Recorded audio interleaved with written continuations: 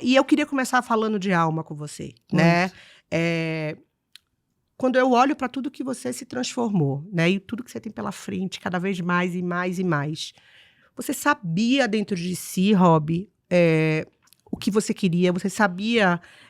Você tinha um plano, você tinha um sonho, você sempre soube, né, para onde você ia? Porque parece óbvio essa pergunta, parece até boba essa pergunta, quando a gente está num lugar mais confortável, né? Mas a verdade, esse podcast, ele fala muito sobre corpo, sobre mente, sobre alma e sobre nossas histórias reais, para que a gente inspire outras mulheres, para que a gente abra caminhos para principalmente outras mulheres.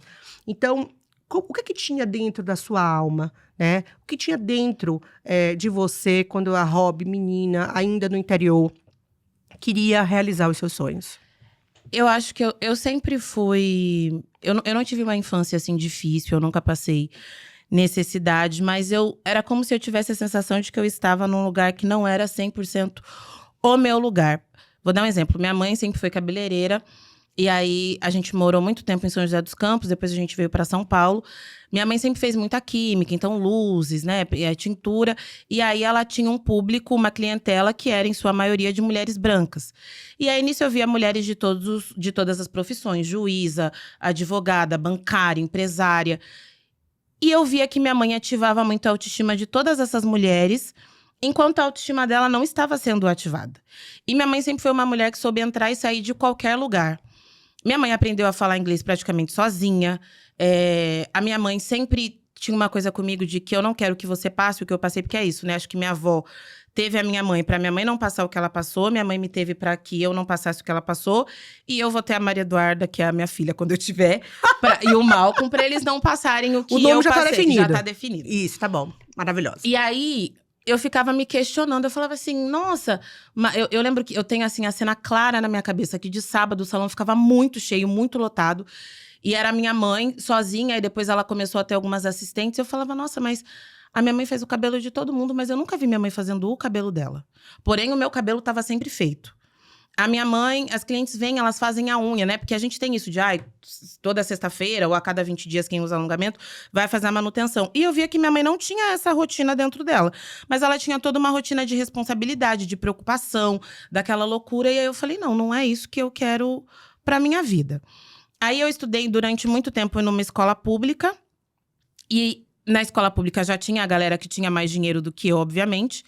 E aí depois, quando eu fui para a escola particular, que eu entendi que eu não passava nenhum tipo de dificuldade financeira, de necessidade, mas a minha realidade era completamente diferente daquela galera que eu estava estudando. Tanto que era aquilo de, férias você vai para onde? Eu falava, eu vou para Caxambu, eu vou para Disney, eu vou para Europa. E eu ficava assim, gente... Igual, eu vou para Salvador agora, nesse mês, vai ser a minha primeira vez em Salvador. E quando eu era pequena, pra minha mãe sempre teve sonho de ir pra Salvador, pra Ilha Grande, pra Angra. Isso era algo muito distante. O que hoje, pra mim, é uma coisa muito possível. Então, eu acho que a minha infância, eu não sei como, mas eu sabia que eu queria que a minha vida adulta fosse diferente. Eu sempre fui... A minha mãe fala que eu sou fresca, né? Assim, eu sempre fui mais enjoadinha e tudo. Então, eu sempre tive um quê de gostar da riqueza, do conforto, do luxo. Do brilho. Não tinha condições financeiras, mas eu já tinha muito bom gosto. E aí, eu lembro que eu brincava, né? Teve uma época que eu morava na Zona Leste e eu fazia faculdade na Barra Funda. E aí, o metrô, no horário de pico, ainda mais na linha vermelha, é assim, uma loucura. É quase uma guerra. Vence quem tem mais força. Eu consegui criar uma estratégia que eu saía da minha casa mais cedo, chegava no metrô mais cedo, porque eu sabia o horário que ia passar o vagão vazio pra eu ir sentada. Chique! Aí, lógico que aí sempre aparecia uma senhora, uma grávida, eu tinha que levantar, passava assim, amadas, 6 horas da manhã, o que vocês estão fazendo na rua? Mas assim, eu sempre tive essas coisas. E aí eu lembro que eu brincava com as minhas amigas quando eu tava no ônibus muito cheio, muito lotado, e eu falava, gente, se esse for o início e o final da minha vida... Tem alguma coisa errada. Que eu preciso também conseguir viver fazer uma ponte aérea, andar num SUV, andar de metrô se eu quiser. E aí, às vezes eu falo isso e as pessoas não entendem, mas é porque quando a gente tá nesse lugar, ninguém tá no ônibus no horário de pico porque você quer, é porque você precisa. E aí, muitas vezes, você tá nessa situação, você tá voltando pra casa depois de você ter trabalhado, de você ter ido pra faculdade. Eu lembro que às vezes eu voltava e eu não tinha dinheiro pra comer o pão de queijo que vende na estação. Eu lembro de quando eu era pequena, quando eu passei a estudar em escola particular, que na época acho que um salgadinho era R$2,50 e nem sempre eu tinha. Uma coisa que hoje pra mim é muito normal, mas eu sei o quanto isso machuca. E eu falo que a vida que eu levo hoje, eu não sou uma mulher rica, mas eu tenho uma vida com um mínimo de conforto que na minha percepção é o que todas as pessoas deveriam viver. De você ter condição de ter um convênio médico, de você conseguir cuidar da sua saúde física, mental e espiritual, de você morar bem, de você conseguir comer minimamente aquilo que você quer. É óbvio que existem vários sonhos que eu ainda não realizei. Mas desde muito nova eu sabia que eu não queria ficar dentro daquilo que falaram que era a única coisa que eu podia viver. E a minha família, eu nasci em Caxambu, né? Como eu falei, eu nasci no único hospital que tem na cidade, e minha avó tem uma casa que fica em Santa Teresa. Caxambu é uma cidade que tem muito morro. Eu ia perguntar, o que é Caxambu? É perto de Poços de Caldas? Perto de Três Corações, São Lourenço. Sim. Perto de Poços de Caldas. E aí eu lembro que na rua que minha avó morava, né? E eu morei lá durante muito tempo. Era e ainda é uma rua muito humilde. A casa da minha avó era uma casa, assim, grande, mas também o básico do básico. Só que eu lembro que todas as vezes em que a gente se reunia, mesmo sem condições financeiras, existia uma fartura. E não relacionada ao desperdício, ao exagero.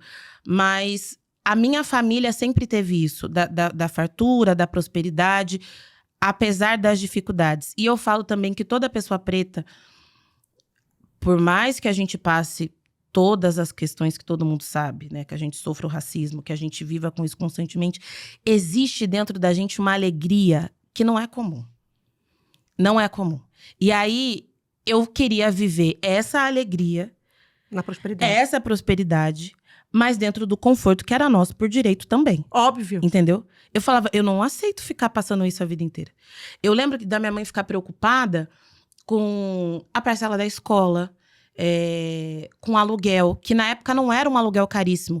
Então eu fico imaginando como foi pra ela esse processo de me criar, de me educar e ainda conseguir me impulsionar pra que eu fosse e conseguisse realizar o que eu quisesse, sabe?